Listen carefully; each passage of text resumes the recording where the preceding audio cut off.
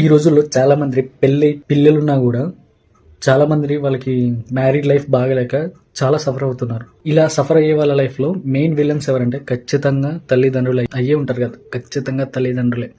ఎందుకంటే పిల్లల భవిష్యత్తు కోసం వాళ్ళకి ఇష్టమైన ఇవ్వాలని చెప్పి అదైతే బాగుంటుంది ఇదైతే బాగుంటుంది అని చెప్పి ఆలోచించే పేరెంట్స్ పెళ్లి విషయంలో మాత్రం ఇష్టమైనవన్నీ ఇచ్చి చేయరు అనమాట. ఈ రోజులలో పెళ్ళి పిల్లలుండి వాళ్ళు పెద్దోళ్ళైనా కూడా ప్రేమలో పడిపోతున్నారు.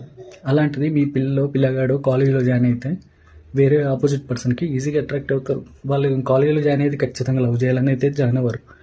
అక్కడ సిచ్యువేషన్స్ వలన ఒకళ్ళొకళ్ళు అట్రాక్ట్ అయ్యి ఈ ఇయర్స్ ఆఫ్ జర్నీలో ఒకళ్ళొకళ్ళని అర్థం చేసుకొని డీప్ లవ్లోకి వెళ్ళిపోతారు. చెప్పడానికి ధైర్యం సరిపోదు, కానీ మిమ్మల్ని మోసం చేయలేక వచ్చేస్తారు. ఇట్లా నింపాలని ఒక అబ్బాయిని లవ్ చేశాను అని చెప్పేస్తారు. కానీ మీరు ఒప్పుకుంటారా? ఎందుకంటే క్యాస్ట్.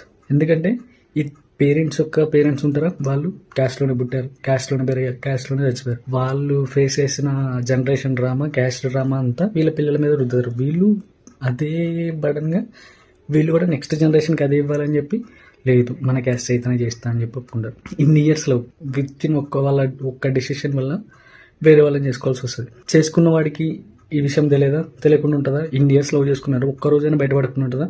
అప్పుడు వాడేమని ఫీల్ అవుతారు, అరే అమ్మ నా వైఫ్కి ఆల్రెడీ ఇన్ని ఇయర్స్ లవ్ స్టోరీ ఉందా అది ఇది అని చెప్పి షాక్ గురై ఈ టైంలో మంచోడు అనుకో వాడు ఏం చేస్తాడు, సరేలే ఎవరికైనా ఉంటుందిలే అని చెప్పి అంటాడు. కానీ అలాంటి సైకోగాడు అయితే ఏం చేస్తాడు, అమ్మ దీనికి ఆల్రెడీ ఇన్ని ఇయర్స్ లవ్ స్టోరీ ఉందా అంటే ఇది అన్నీ అయిపోయి ఉంటాయి, ఇలాంటిది నాకెందుకు అని చెప్పి వీడికి వాడి ఎక్స్ గుర్తొస్తుంది, వాడి ప్రేమ గుర్తొస్తుంది. అప్పటి నుంచి ఏమైనా పట్టించుకోవడం నానేస్తాడు. పోనీ ఏమో ప్రేమకి ఏమని చెప్పాలన్నా పట్టించుకోడు. ఏమో బాధలు వాళ్ళ పేరెంట్స్ చెప్దామంటే పెళ్ళి అయిపోయింది కదా, ఏం కదా నాన్న సర్దుకొని పో అని చెప్తారు. పోనీ లవ్ చేసినోడికి చెప్దామంటే ఆల్రెడీ వాడికి కూడా పెళ్ళి అయిపోయి ఉంటుంది.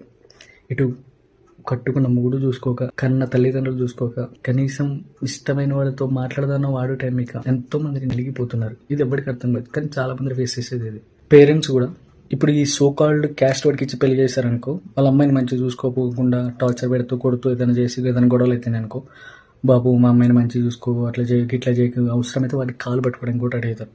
కానీ అదేదో ఇష్టమైన వాడికి ఇచ్చి పెళ్లి చేసి ఇన్ కేస్ వాడు మంచోడు కాదనుకో, ఇప్పుడు వీడిని ఎట్లయితే బతికినట్టున్నావు వాడిని కూడా అట్లా మంచిగా చూసుకో అని చెప్పి చెప్పొచ్చు కదా. సరే వాడు మారలేదనుకో, కనీసం మీ అమ్మాయికి ఇష్టమైన వాడితో ఉన్నానే ఫీలింగ్ అని ఉంటుంది కదా.